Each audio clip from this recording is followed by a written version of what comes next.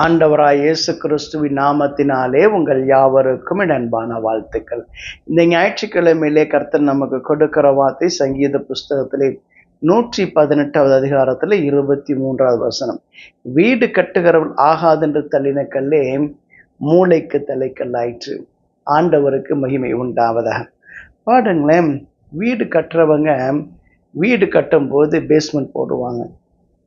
அந்த அடித்தளம் போடுகிற பொழுது, அந்த அஸ்திபாரம் போடுகிற பொழுது ஒரு கல்லை தேர்ந்தெடுத்து வைக்க வேண்டும். அதுதான் ஃபர்ஸ்ட் கல். அந்த ஃபர்ஸ்ட் கல்லை பேஸ் பண்ணி தான் மற்ற கல்லெல்லாம் கட்டப்பட வேண்டும். அப்போ அந்த கல்லை தேர்ந்தெடுக்கிற பொழுது என்ன தெரியுமா செய்வாங்க? கொண்டு வந்து கொட்டி இருக்கக்கூடிய எல்லா கல்லையும் பார்த்து அதில் எந்த கல் நல்லா இருக்குது, எந்த கல் பெஸ்ட்டாக இருக்குது, எந்த கல் பர்ஃபெக்டாக இருக்குன்னு சொல்லி தேடுவாங்களாம். அப்போ அது தேடுகிற பொழுது பார்த்தீங்கன்னா சில கல்லெல்லாம் ஒதுக்கி வச்சிருவாங்க, இதெல்லாம் வேண்டாம், இதெல்லாம் பிரயோஜனம் இல்லைன்னு சொல்லிட்டு. ஆனால் கடைசியில் யோசிப்பாங்க, எதெல்லாம் ஒதுக்கி வச்சாங்களோ அதில் ஒரு கல்லை பார்த்து இதுதான் நமக்கு கரெக்டான கல்லாக இருக்குன்னு சொல்லி யோசித்து கொண்டு வந்து அந்த கல்லை மூலக்கல்லாக வைப்பாங்க.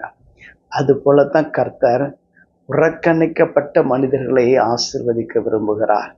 சில சமயத்தில் பாருங்களேன், நீங்களாம் பிரயோஜனமே இல்லை, இவெல்லாம் நமக்கு வேண்டவே வேண்டாம், இவனால் நமக்கு எந்த வாழ்க்கையிலையும் நமக்கு உபயோகம் இல்லாத குப்பைகளாக இருக்கிறாங்கன்னு சொல்லிடுவாங்க.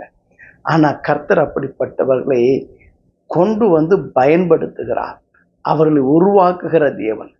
எனக்கு அன்பானவர்களே, வேதமாய்த்தான் சொல்லுகிறது, வீடு கட்டுகிறவர்கள் ஆகாதென்று தள்ளின கல், புறக்கணித்த கல், அது வேண்டான்னு சொல்லி நினைச்சாங்க. கர்த்தர் என்ன தெரியுமா செய்தாரு? அந்த கல்லை கொண்டு வந்து மூலக்கல்லா வச்சாரு. ஆமாம், எனக்கு அன்பானவர்களே, உங்க வாழ்க்கை கொண்டு வந்து மூளைக்கல்லாக வைப்பார், தலைக்கல்லாக வைப்பார், ஆசீர்வாதமான வாழ்வை உங்களுக்கு தருவார்.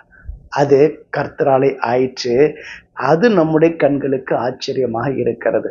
ஆம், எனக்கு அன்பானவர்களே, அந்த வேதமைத்தான் சொல்லுகிறது, அது கர்த்தரால் மாத்திரம்தான் முடியும். உங்க வாழ்க்கை மாற்றுவது, உங்க வாழ்க்கையை உயர்த்துவது கர்த்தரால் மாத்திரம்தான் முடியும். அதான் சொல்லப்படுகிற வார்த்தை. அது கர்த்தராலே ஆயிற்று. அது நம்முடைய கண்களுக்கு மாத்திரமல்ல, சுற்றிலும் இருக்கக்கூடிய எல்லாருடைய கண்களுக்கும் அது ஆச்சரியமாக இருக்க போகிறது. உங்களை பார்த்து சொல்லுவாங்க, நான் என்னமோ நினைச்சேன், என் வாழ்க்கையில ஒண்ணுமில்லாம போயிடுவான்னு, ஆனா கர்த்தர் அவனை ஆசீர்வதித்து விட்டார். கர்த்தர் அவனை மூளைக்கல்லாக வைத்திருக்கிறார். கர்த்தர் இந்த தேசத்துக்கு ஆசீர்வாதமாக வைத்திருக்கிறார். கர்த்தர் இந்த மனிதனை இந்த தேசத்துக்கு மாத்திரமல்ல, அந்த குடும்பத்துக்கு ஆசீர்வாதமாக வைத்திருக்கிறார் என்று சொல்லி உங்களை குறித்து அநேகர் சாட்சி சொல்லும்படியான வாழ்வை கர்த்தர் உங்களுக்கு தருவார். ஆம், எனக்கு அன்பானவர்களே, தாவீது என்கிற ஒரு மனிதனை குறித்து வேதம் சொல்லுகிறது. அவன் ஆடு மேய்க்கிற ஒரு சிறுவனாக இருந்தான். ஆடுகளை வனாந்தரத்திலே மேய்த்து கொண்டிருக்கிறான். பாருங்களேன், அவன் வீட்டில் யாருமே அவனை கண்டுக்கல. அவனுடைய எல்லா சகோதரர்களும் சில பேர் இராணுவத்தில் இருந்தாங்க. நல்ல அருமையான பொசிஷன், நல்ல ஒரு அதிகாரம் உள்ள இடத்துல உட்கார்ந்துட்டு இருக்கிறாங்க. அப்போ அவங்களுக்கெல்லாம் நல்ல உலக பிரகாரமான அதிகாரம் இருந்தது, நல்ல ஒரு மேன்மையும் கனமும் இருந்தது. அதனால இவனை பார்த்து அசட்டை பண்ணாங்க. பாருங்களேன், ஒரு முறை ஒரு யுத்த களத்துக்கு போய் தன்னுடைய சகோதரனை பார்க்க போறான். அப்ப அவன் என்ன தெரியுமா சொன்னான்? கிட்ட இருக்கக்கூடிய கொஞ்சம் ஆடுகளை வனாந்திரத்துல விட்டுட்டு நீ எதுக்கு இங்க வந்திருக்கிறன்னு சொல்லி அவனை பார்த்து கோபப்பட்டானு. ஏன்னு கேட்டா, இவன் ஆடு மாடு மேய்க்கிறதுக்கு தான் லாய்க்கு, நம்மளை போல யார் யுத்தம் செய்ய முடியும்னு சொல்லி நினைச்சாங்களாம். எனக்கு அன்பானவர்களே, சில பேர் அந்த நாட்கள்ல பார்த்தீங்கன்னா என்ன தெரியுமா சொல்லுவாங்க?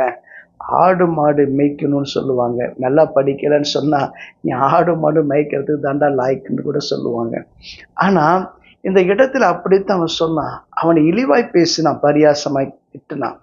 ஆனா கர்த்தர் அவனை கொண்டு இஸ்ரவேல் தேசத்தில் ஒரு மிகப்பெரிய ரட்சிப்பை கட்டளையிட்டார். கோலியாத்தை அவன் வீழ்த்தினான்.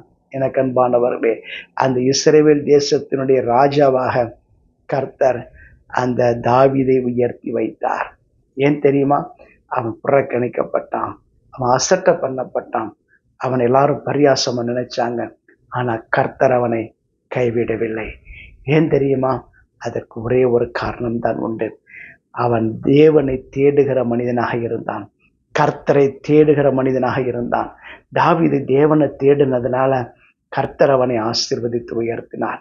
எனக்கு அன்பானவர்களே, நீங்கள் தேவனை தேடுகிறவர்களாய் இருக்கிற பொழுது கர்த்தர் உங்களை ஆசீர்வதிப்பார். உங்கள் வாழ்க்கையை நீங்கள் தேவனுடைய கரத்தில் அர்ப்பணிக்க வேண்டும். ஒருவேளை புறக்கணிக்கப்பட்ட வாழ்க்கை, அசட்டை பண்ணப்பட்ட வாழ்க்கை, ஒருவேளை யாருமே உங்களை பிரயோஜனம் இல்லாதவன்னு சொன்னால் கூட உங்கள் வாழ்க்கையை கர்த்தர் பார்த்து கொண்டே இருக்கிறார். ஏற்ற காலத்தில் கர்த்தர் உங்கள் வாழ்க்கையை உயர்த்துவார். எல்லாரும் ஆச்சரியப்படும் விதமாக கர்த்தர் உங்களை மேலான ஸ்தலங்களுக்கு உயர்த்துவார். வேதத்தில் இப்படி சொல்லப்படுகிறது, அவர் சிறியவனை புழுதியிலிருந்து எடுத்து எளியவனை குப்பையிலிருந்து உயர்த்துகிறாராம்.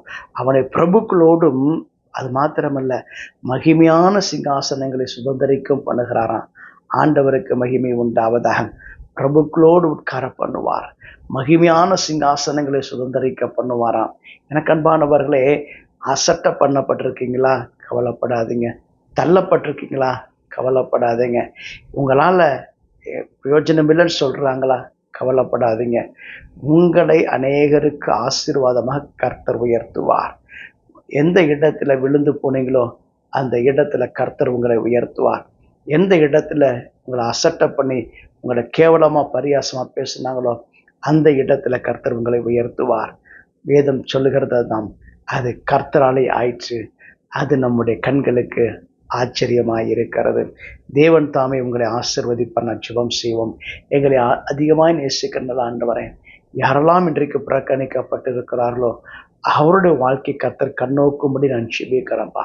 இன்றைக்கு அவர்கள் தங்களை உங்களுடைய கரத்தில் ஒப்பு கொடுக்குறாங்க. நீங்கள் அவங்களை ஆசீர்வதித்து உயர்த்தும்படி நான் ஜெபிக்கிறேன்.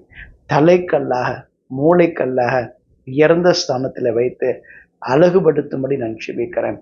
இயேசுவின் ஜெபம் நல்ல பிதாவே. ஆமென். God bless you.